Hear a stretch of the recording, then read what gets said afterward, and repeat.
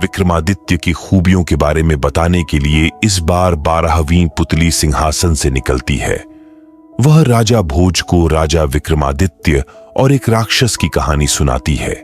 एक दिन राजा विक्रमादित्य अपने राजपाट का काम खत्म करके सुहाने मौसम का आनंद उठा रहे थे। तभी उन्हें एक महिला की चीख सुनाई दी। वह मदद के लिए लोगों को पुकार रही थी। उसकी आवाज सुनते ही राजा तलवार लेकर घोड़े पर सवार हुए और तेजी से आगे बढ़ने लगे। कुछ समय बाद राजा उस जगह पहुंच गए जहां से महिला के चीखने की आवाज आ रही थी। राजा ने देखा कि उस महिला के पीछे एक भयानक राक्षस पड़ा हुआ है। विक्रमादित्य बिना देरी किए अपने घोड़े से कूद गए। महाराज को अपने सामने देखकर महिला बिलखते हुए उनसे मदद मांगने लगी। तब राजा विक्रमादित्य ने कहा, बहन, अब तुम्हारी जान मैं बचाऊंगा, तुम चिंता मत करो। इतने में वहां राक्षस पहुंच गया और राजा विक्रमादित्य से कहने लगा कि एक साधारण इंसान उससे युद्ध में जीत नहीं सकता है। फिर जोर जोर से हंसते हुए राक्षस कहता है कि मैं पल भर में तुम्हें मार सकता हूं।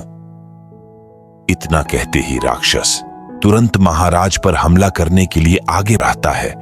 राजा विक्रमादित्य राक्षस को चेतावनी देते हैं, लेकिन राक्षस ने उनकी एक नहीं सुनी।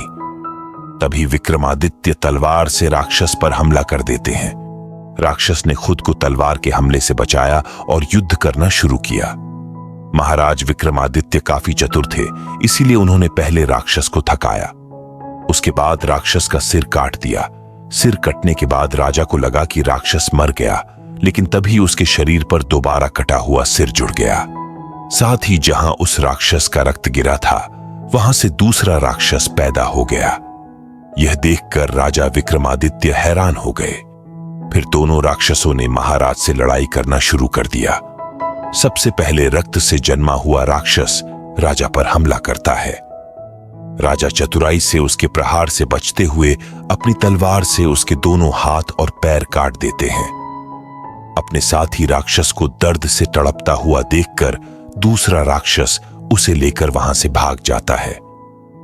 राजा के पास उस दूसरे राक्षस पर हमला करने का मौका था, लेकिन राजा ने सोचा पीठ दिखाकर भागते हुए राक्षस पर हमला नहीं किया जाना चाहिए।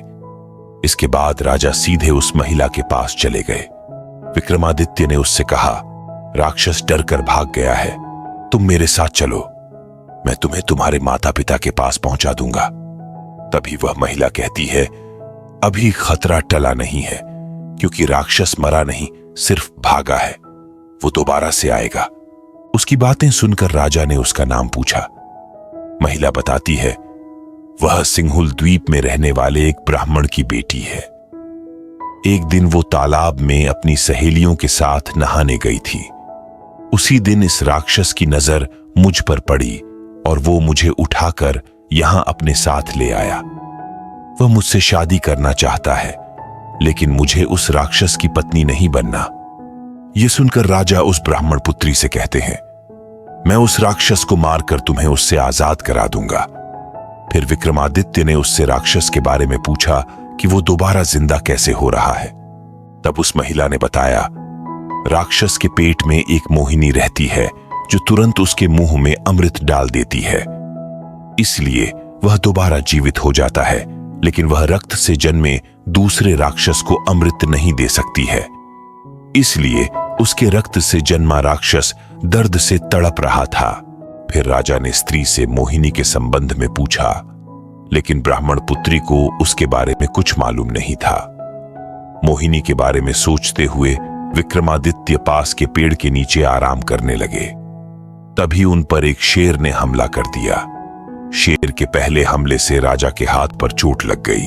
जैसे ही शेर ने राजा पर दूसरा हमला किया, महाराज विक्रमादित्य ने उस शेर के पैरों को पकड़कर उसे दूर फेंक दिया। तभी शेर अपने राक्षस रूप में आ गया। यह देखकर राजा समझ जाते हैं कि यह मायावी राक्षस है जो छल से मुझसे हराने की कोशिश कर रहा है। राजा तेजी से राक्षस के पीछे भागे और उससे युद्ध शुरू कर दिया। लड़ते लड़ते जब राक्षस थक गया, तब राजा ने अपनी तलवार से उसके पेट पर हमला किया। राक्षस दर्द के कारण चिल्लाने लगा। इसके बाद विक्रमादित्य ने उसके पेट को तलवार से काट दिया। पेट के फटते ही मोहिनी उससे बाहर निकलती है और अमृत लाने के लिए भागने लगती है। इस देखकर विक्रम अपने बेतालों को बुलाकर मोहिनी को पकड़ने का आदेश देते हैं। काफी देर तक अमृत न मिलने की वजह से राक्षस तड़प कर मर जाता है। फिर महाराज विक्रमादित्य उस मोहिनी से पूछते हैं कि तुम कौन हो।